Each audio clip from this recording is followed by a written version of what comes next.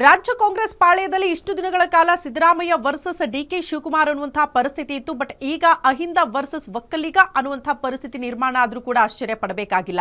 Already ನಿರ್ಮಾಣ ಆಗಿದೆ. ಕಾರಣ ಒಕ್ಕಲಿಗ ಸಂಘದವರು ಇವತ್ತು ತುರ್ತು ಸುದ್ದಿಗೋಷ್ಠಿ ಕೂಡ ಕರೆದಿದ್ದಾರೆ. ರಾಜ್ಯದಲ್ಲಿ ಇನ್ನೂ ಕೂಡ ಬಗೆಹರಿತಾ ಇಲ್ಲ ಸಿಎಂ ಕುರ್ಚಿ ಪಾಲಿಟಿಕ್ಸ್. ಡಿಸಿಎಂ ಡಿಕೆ ಶಿವಕುಮಾರ್ ಬೆನ್ನಿಗೆ ಇಡೀ ಒಕ್ಕಲಿಗ ಸಮುದಾಯ ನಿಂತುಕೊಂಡಿದೆ. ಇವತ್ತು ಒಕ್ಕಲಿಗ ಸಂಘದ ಮುಖಂಡರು ಮಹತ್ವದ ಸುದ್ದಿಗೋಷ್ಠಿಯನ್ನ ಮಾಡಲಿದ್ದಾರೆ. ಹಾಗಾಗಿ ಏನ್ ವಿಚಾರಗಳು ಚರ್ಚೆ ಆಗುತ್ತೆ ಅಂತ ಒಕ್ಕಲಿಗ ಸಮುದಾಯದ ಮುಖಂಡರು ಇವತ್ತು ಡಿಕೆ ಶಿವಕುಮಾರ್ ಅವರು ಅವರ ಪರವಾಗಿ ನಿಂತುಕೊಳ್ಳೋ ಸಾಧ್ಯತೆ ಆಲ್ರೆಡಿ ನಿಂತಿದ್ದಾರೆ. ಅದನ್ನ ಓಪನ್ ಆಗಿ ಹೇಳ್ಕೊಳ್ತಾರೆ ಸುದ್ದಿಗೋಷ್ಠಿಯ ಮೂಲಕ ಅಂತ. ಡಿಕೆ ಶಿವಕುಮಾರ್ ಪರ ಪ್ರಮುಖವಾಗಿ ನಿರ್ಮಲಾನಂದನಾಥ ಸ್ವಾಮೀಜಿಗಳು ಬ್ಯಾಟಿಂಗ್ ಮಾಡ್ತಿದ್ದಾರೆ. ಡಿಕೆ ಶಿವಕುಮಾರ್ ಶಿಸ್ತಿನ ಸಿಪಾಯಿ, ಪಕ್ಷದ ಏಳಿಗೆಗಾಗಿ ದುಡಿದಿದ್ದಾರೆ. ಡಿಕೆ ಶಿವಕುಮಾರ್ ಪರ ನಿರ್ಮಲಾನಂದನಾಥ ಶ್ರೀ ಬ್ಯಾಟಿಂಗ್ ಬೆನ್ನಲ್ಲೇ ಈಗ ಒಕ್ಕಲಿಗ ಸಂಘ ಕಂಪ್ಲೀಟ್ ಆಗಿ ಅಲರ್ಟ್ ಆಗಿದೆ. ಹಾಗಾಗಿ ಸಂಘದ ವತಿಯಿಂದಲೇ ಇವತ್ತು ಮಹತ್ವದ ಸುದ್ದಿಗೋಷ್ಠಿ ನಡೆಸಲಾಗುತ್ತೆ. ಬೆಳಗ್ಗೆ 10:30 ನೂತನ ಅಧ್ಯಕ್ಷರಿಂದಲೇ ಇವತ್ತು ಸುದ್ದಿಗೋಷ್ಠಿ ಆಗುತ್ತೆ. ಸಂಘದ ನೂತನ ಪದಾಧಿಕಾರಿಗಳಿಂದ ಮಹತ್ವದ ಸಭೆ ಕೂಡ ಆಗಲಿದೆ. ಸಭೆಯಲ್ಲಿ ಡಿಕೆ ಶಿವಕುಮಾರ್ಗೆ ಸಿಎಂ ಸ್ಥಾನ ಕೊಡಬೇಕು ಅಂತ ಆಗ್ರಹಿಸುವ ಸಾಧ್ಯತೆ ಇದೆ.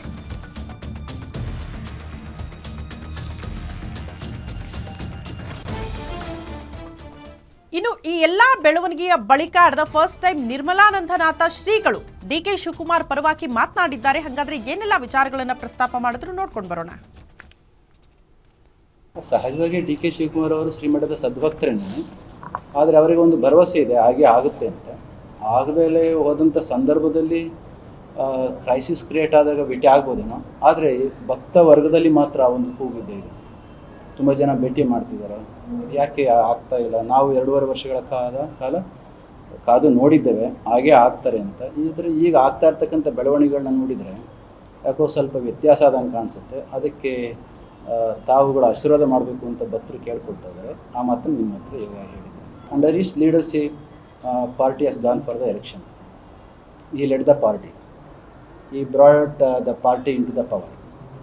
ಎಲ್ಲ ನಾಯಕರಾಗಿ ಅವರ ಅಧ್ಯಕ್ಷತೆಯಲ್ಲಿ ಎಲೆಕ್ಷನ್ ಆಗಿ ಆಮೇಲೆ ಸಾಕಷ್ಟು ಎಲ್ಲರೂ ಕೂಡ ಅವರ ಜೊತೆಯಲ್ಲಿ ನಿಂತು ಇಷ್ಟೆಲ್ಲ ಬಂದಾಗ 2.5 ವರ್ಷಗಳ ಕಾಲ ಅಧಿಕಾರದ ಹಂಚಿಕೆ ಆಗಿದೆ ಎಂಬ ಒಂದು ಭಾವನೆ ಏನು ಜನಸಮುದಾಯದಲ್ಲಿ ಎಲ್ಲರಲ್ಲಿ ನಮ್ಮಲ್ಲಿ ಇದೆಯೋ ಅದನ್ನು ಸೂಕ್ತವಾಗಿ ಬಗೆಹರಿಸಬೇಕು ಅಂತ ನಾವು ಕೇಳ್ಕೊಳ್ತೇವೆ. ಅವ ಹುಟ್ಟ ಹೋರಾಟಗಾರ, ಅವರು ಯಾವ ಸಂದರ್ಭದಲ್ಲಿ ಏನು ಮಾಡಬೇಕು ಅಂತ ಅವ್ರಿಗೆ ಸ್ಪಷ್ಟವಾಗಿ ಗೊತ್ತಿದೆ. ಯಾಕಂದರೆ ಇಡೀ ರಾಷ್ಟ್ರದಲ್ಲಿ ಡಿ ಕೆ ಶಿವಕುಮಾರ್ ಅವರ ಪಕ್ಷವನ್ನು ಪ್ರತಿನಿಧಿಸಿ ಎಲ್ಲ ರಾಜ್ಯಗಳಲ್ಲಿ ಕೂಡ ಹೋಗಿ ಅವರ ಪಕ್ಷದ ಪರವಾಗಿ ಧ್ವನಿಯನ್ನು ಎತ್ತಿ ಹೋರಾಟ ಮಾಡಿದಂಥ ಅಂಥವ್ರಿಗೆ ರಾಜಕಾರಣದ ಎಲ್ಲ ಒಳ ಸುಳಿಗಳು ಅವರಿಗೆ ಗೊತ್ತಿರುತ್ತೆ.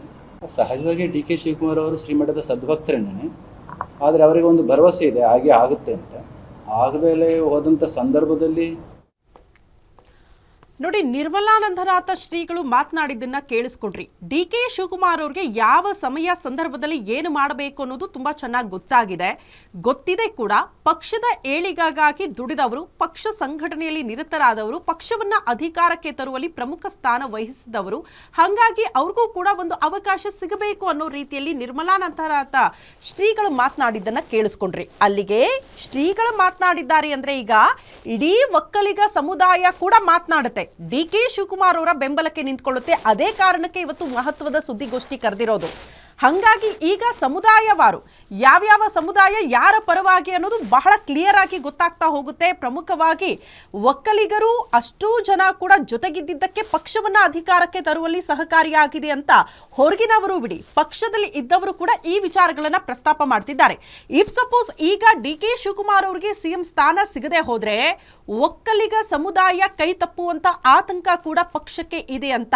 ಇದನ್ನ ಕೂಡ ಯಾರೆಲ್ಲ ಡಿ ಕೆ ಶಿವಕುಮಾರ್ ಬಣದಲ್ಲಿ ಇದ್ದಂತಹ ಆಪ್ತರು ದೆಹಲಿಗೆ ಹೋಗಿ ಪರೇಡ್ ಮಾಡಿ ವರಿಷ್ಠರನ್ನ ಭೇಟಿಯಾಗಿ ಮಲ್ಲಿಕಾರ್ಜುನ ಖರ್ಗೆ ಅವರನ್ನ ಭೇಟಿಯಾಗಿ ಚರ್ಚೆ ಮಾಡಿದ್ರಲ್ಲ, ಇದೇ ವಿಚಾರಗಳನ್ನ ಪ್ರಸ್ತಾಪ ಮಾಡಿದ್ದಾರೆ. ಅವರನ್ನ ಕಡೆಗಣನೆ ಮಾಡಿದ್ರೆ ಒಕ್ಕಲಿಗ ಸಮುದಾಯ ಪಕ್ಷದ ಜೊತೆ ನಿಲ್ಲೋದು ಕೂಡ ಕಷ್ಟ. ಹಾಗಾಗಿ ಒಪ್ಪಂದ ಹಾಕಿದ್ರೆ ಒಪ್ಪಂದದ ಪ್ರಕಾರ ಡಿ ಕೆ ಶಿವಕುಮಾರ್ ಅವರಿಗೆ ಸಿಎಂ ಕುರ್ಚಿಯನ್ನ ಬಿಟ್ಟು ಕೊಡಿಸಿ ಅಂತ ಅವರ ಆಪ್ತ ಬಳಗದಲ್ಲಿದ್ದವರು ಕೂಡ ಈ ವಿಚಾರಗಳನ್ನ ಚರ್ಚೆ ಮಾಡಿದ್ದಾರೆ. ಹಾಗಾಗಿ ಕಾದು ನೋಡಬೇಕು ಹೈಕಮಾಂಡ್ ಇದನ್ನ ಎಷ್ಟು ಗಂಭೀರವಾಗಿ ಪರಿಗಣಿಸುತ್ತೆ ಅಂತ. ಯಾಕಂದ್ರೆ ಈ ಹಿಂದೆ ನಿಮ್ಗೆಲ್ಲ ನೆನಪಿರಬಹುದು, ಯಡಿಯೂರಪ್ಪನವರ ಸಿಎಂ ಸ್ಥಾನದಿಂದ ಕೆಳಗಿಳಿಸಿದಾಗ ಇಡೀ ಲಿಂಗಾಯತ ಸಮುದಾಯ ಕಾಂಗ್ರೆಸ್ ಕಡೆಗೆ ಶಿಫ್ಟ್ ಹಾಕಿರುವಂತಹ ಸನ್ನಿವೇಶಗಳನ್ನ ಕೂಡ ನೋಡಿದ್ದಾರೆ. ಹಾಗಾಗಿ ಈಗಲೂ ಕೂಡ ಒಕ್ಕಲಿಗ ಸಮುದಾಯದ ಕಡೆಗಣನೆ ಆಗಬಿಟ್ರೆ, ಡಿ ಕೆ ಶಿವಕುಮಾರ್ ಅವರನ್ನ ಸಿಎಂ ಮಾಡದೆ ಹೋದ್ರೆ ಒಕ್ಕಲಿಗ ಸಮುದಾಯ ಬೇರೆಡೆ ಶಿಫ್ಟ್ ಆಗುವಂತ ಆತಂಕ ಪಕ್ಷಕ್ಕಿದೆ. ಅದೇ ನಿಟ್ಟಿನಲ್ಲಿ ನಿರ್ಮಲಾನಂದನಾಥ ಶ್ರೀಗಳ ಮಾತನ್ನ ಕೂಡ ನಾವು ಕೇಳಿಸ್ಕೊಂಡ್ವಿ. ಹಾಗಾಗಿ ಹೈಕಮಾಂಡ್ ನಿರ್ಧಾರ ಈ ವಿಚಾರಕ್ಕೆ ಸಂಬಂಧಪಟ್ಟಂತೆ ಏನಿರುತ್ತೆ ಅನ್ನೋದನ್ನ ಕಾದ್ ನೋಡಬೇಕು.